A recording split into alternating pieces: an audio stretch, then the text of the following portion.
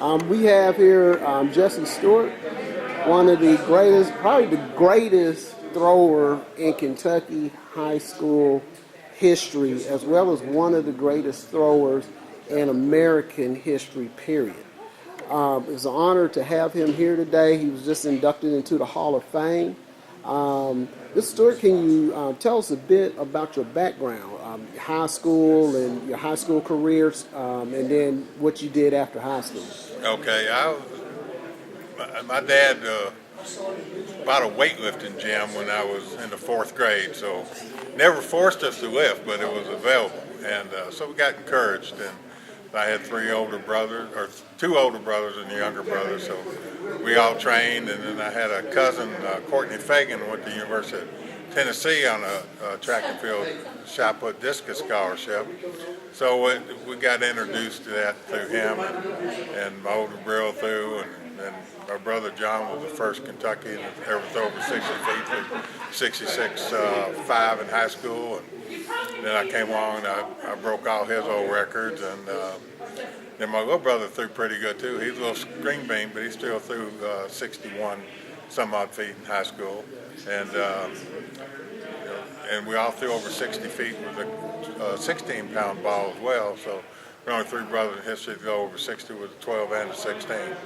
So that's how it started out. I went to UK for a year, had a falling out with Press Wayland, and went down to WBKI and won the NCAA's down there for them. And 3 times I was runner-up to NCAA's by a total of 1.5 inches for the total of the 3 meets. So Hans Hoagland from El Paso in Sweden beat me out a few times.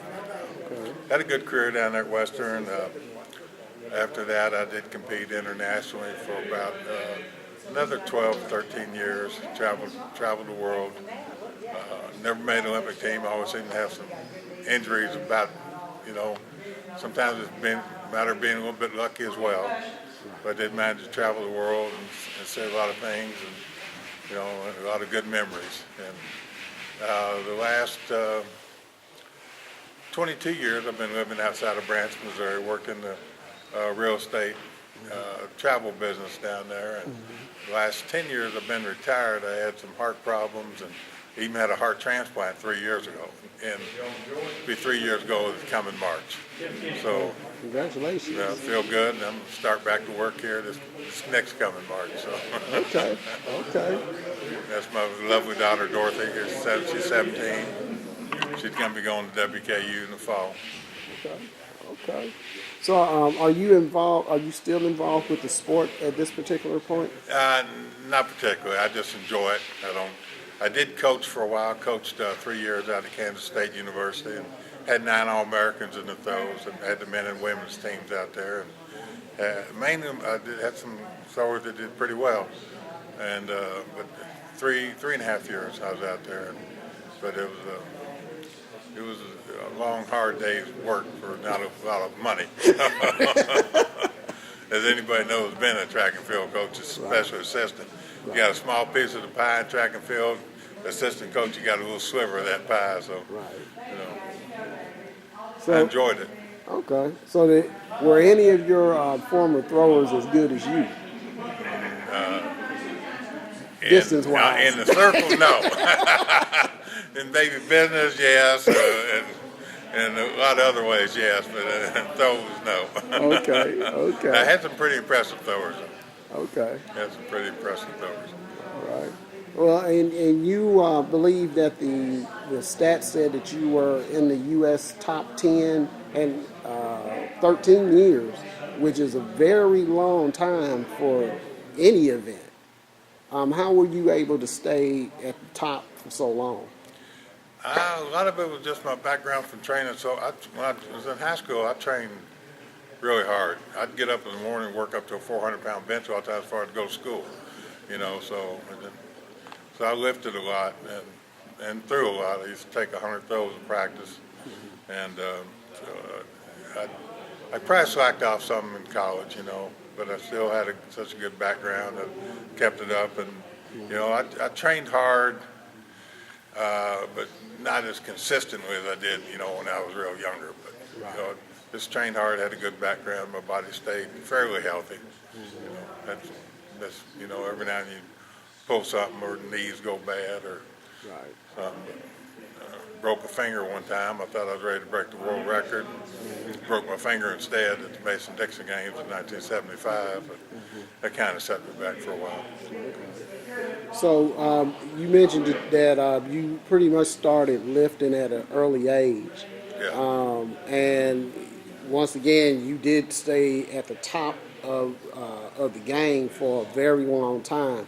I know there's still some coaches in the state of Kentucky who have not incorporated weight training into their strength and conditioning program.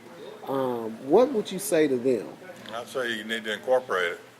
We had when I was at Glasgow High School, my dad had the gym, and he offered any of the high school athletes there could come and work out for free. And the coaches there disencouraged it. And in fact, one of the basketball coaches, Coach Parsons, he was dead against weights. He wound up getting hired at the University of Kentucky and got put in charge of the weights, and he changed his tune up there. You know, he was all behind it then.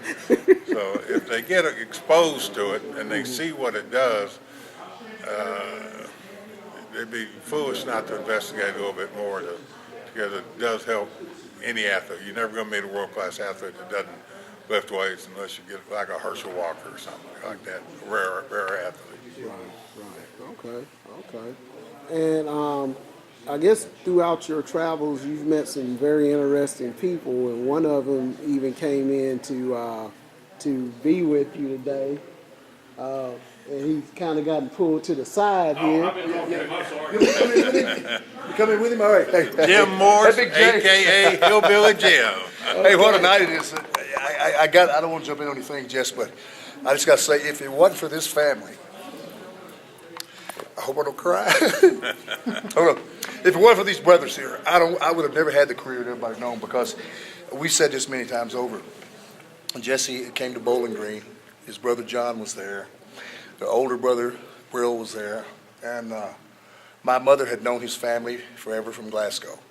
And I can just tell you, he influenced me greatly. And there's never been a finer guy. This is long overdue, in my opinion, that Jesse and already in this about every Hall of Fame for someone to be as accomplished as he was so early on through his life and to maintain it for so many years is phenomenal. But brother, you know, we've had a lot of fun together. Yeah, having fun. He was a good training partner. As was Louis Shamboul. And Bob Sanborn. Bob Sanborn, who was around here somewhere. Yeah, and you know, if it wasn't for these guys, those are the things that influence you. And I got a shot to get in that wrestling business, and Jesse was always as encouraging as ever. And brother, if I hadn't learned all those things that you and your brother John taught me about lifting weights and proper way of doing the strength, because that's the one thing that gave me my shot in that WWF, because you know there's a lot of big guys in there. You got to do something to separate from the pack. And so I was just blessed to have known these guys, and we've been friends all of our lives, and we had a great run, man. And you're a pretty big boy too, Jim. I've been eating, Big Jesse. We have busted a few buffets before they even threw you out of buffets. I can remember that. Don't you remember that? Yeah, they bought my contract out of it. Yeah, they bought it out there. You don't eat no more; it's free. But this is long overdue for brother to get in here, and I'm just happy to be here tonight. Like I say, my buddy Bob Sanborn come up, and my other buddy Dr. Louis Shamboul, who is also an All-American shot putter at Western Kentucky from Canada. We all come up tonight and be with the family and everybody. And everybody here at the Hall of Fame has treated us wonderful, and Lexington's been great. And like they say in the wrestling, don't go messing with a country boy, right? That's right, man. And remember, we ain't here for a long time. We're here for a good time. That's it. Here for a good time. Thank you very much, sir.